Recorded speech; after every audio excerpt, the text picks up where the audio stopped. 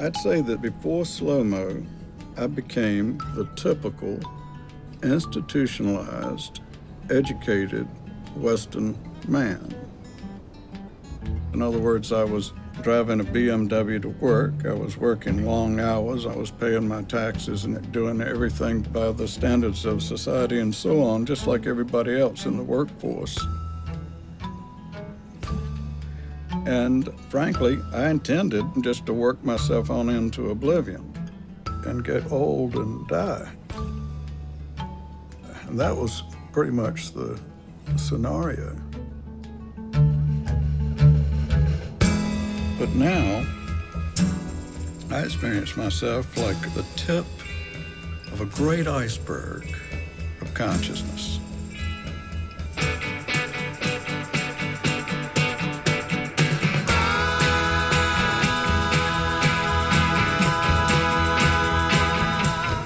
I don't know. I mean, he might have been a musician. He might have been an actor. He got this disease where he can't recognize faces. Like, if he looks at your face, he just sees like a blur. I think he might be like a veteran. No one knows if he's homeless, if he's not. He hangs out here all day, every day. He roller skates on one like such. When you say slow-mo to anybody in Pacific Beach, they know exactly who you're talking about. What's interesting to me is that nobody knows who slow-mo really is. Slow-mo! See, you know that they're saying, like, that was Batman. There must be something happening in the city. What we're going to do is let the music determine everything. The imagination is picturing a forest and Indians. Knowing John 40 years, what he's doing is clearly a radical departure from his background.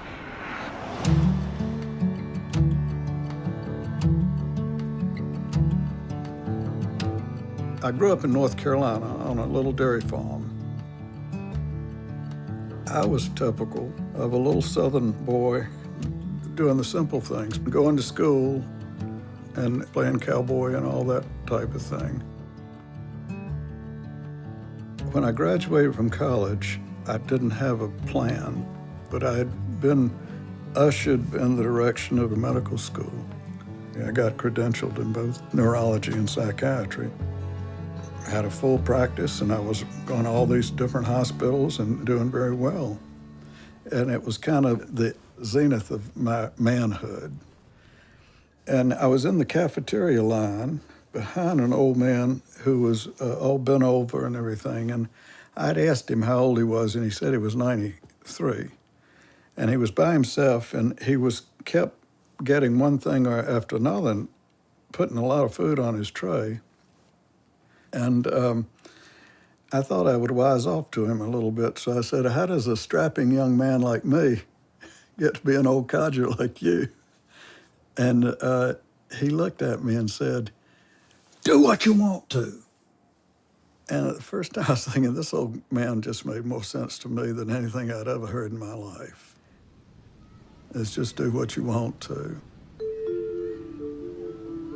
I was lost in a rational world for a good 20 years after that. I got married and had a son, and the marriage didn't work out, and we got divorced after about 1 2 years. I was hardworking, thinking only about material things, a 12-cylinder BMW, a Ferrari, an exotic animal farm. I lived in a mansion. I remember I would leave the office and I would think to myself, how much of today promoted me spiritually and how much of it promoted me financially? And I would take a little reckoning. And it seemed like at the beginning it was about 90% spiritual.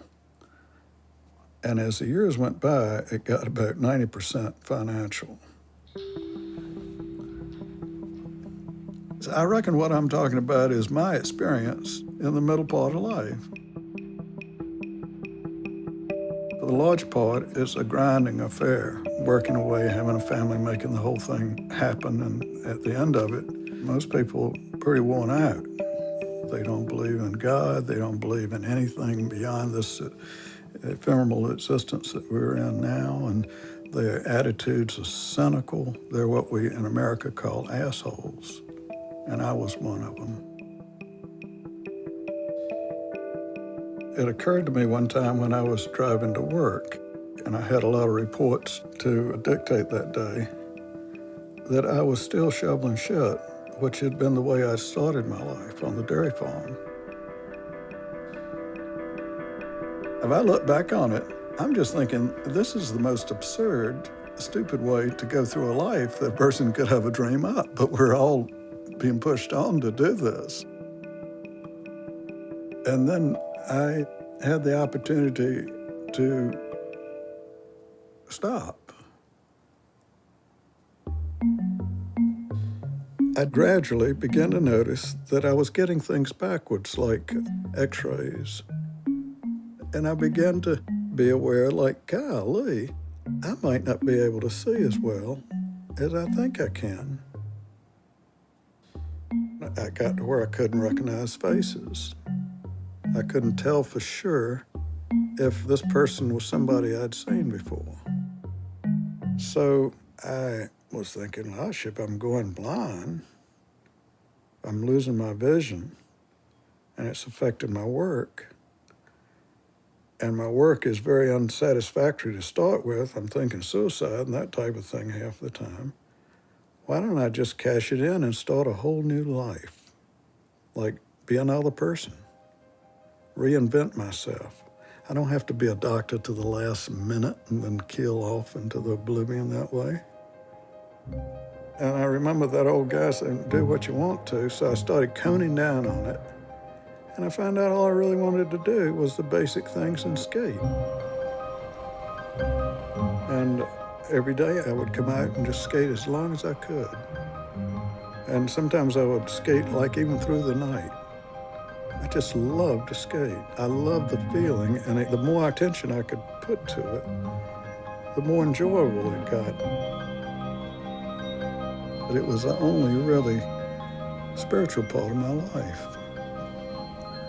I'd be out there thinking about God and subjectivity, and every night I just went back to it like some sort of religious thing.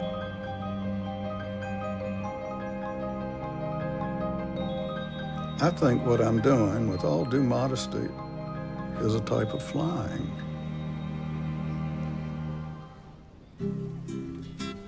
I was always trying to perfect this technique, skating in slow motion. I realized that there was an aspect to lateral acceleration which made many of us feel good. I studied this, and there's a neurological explanation for this type of thing. Acceleration stimulates a set of receptors which are in the inner ear that connects us with the center of the earth by gravity. A piece of calcium sits on a membrane so that any change in the relative position of gravity will make this stone roll, and therefore there will be some indication that the body is moving relative to the center of the earth. When I skate, the whole idea is to keep a continuous feeling of acceleration, even though it's very small. And if you keep it constant, the feeling of expansion continues to build. Anything where you can get this angular acceleration feeling, you can use that for meditation because it puts you in the zone.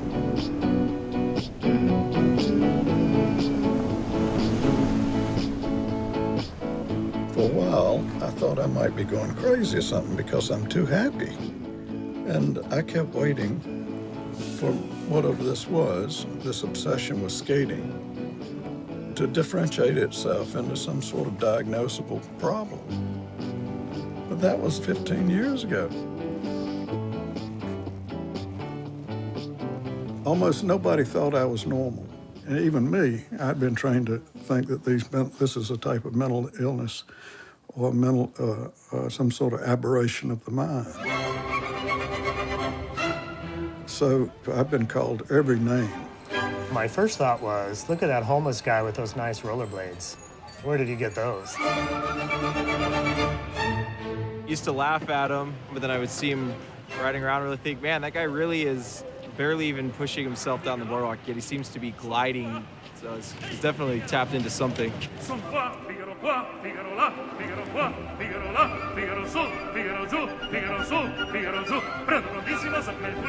He's really good, you know. I mean, for his age, it's great.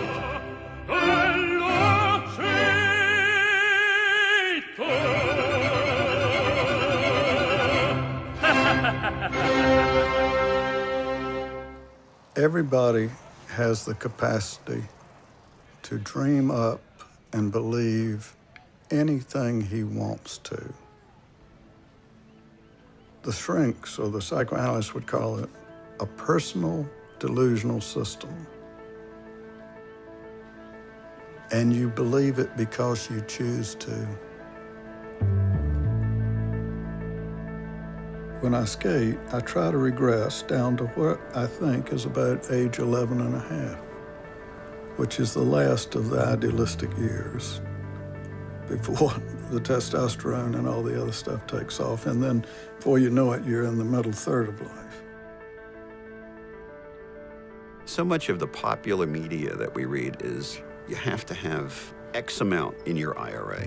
You're driving a nice car, and that means you're okay, you know, you're retired. And John could have all of those things, but he's chosen a wonderfully simple lifestyle. He's got a studio apartment. He's got his life down to the bare essentials. All he needs to buy is a nice pair of skates, and he hangs around at the beach. Once we see the light, we know that there will be no satisfaction until we experience a kind of divinity, something that's as close to divinity as man can experience. And I had an opportunity to get in that. When I start skating, it happens to me. Hey, dude. I don't identify as a doctor anymore. I mean, I still, for family and whatnot, I give some opinions here and there, but frankly, at this point, I'm just trying to get to the end of my life without becoming an asshole again. Dude, I like the look. I like it. How's it going? Hello, Purple. You're wearing purple.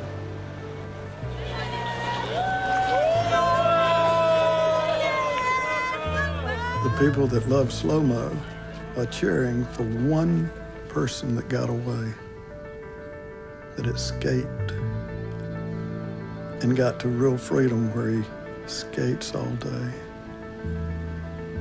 doesn't apologize. He's simply doing what he wants to. This is your good old days. It only gets worse from here on, okay? The good old days are these. Wait till you see what happens as you get older, okay? Gentlemen, we are ready to skate.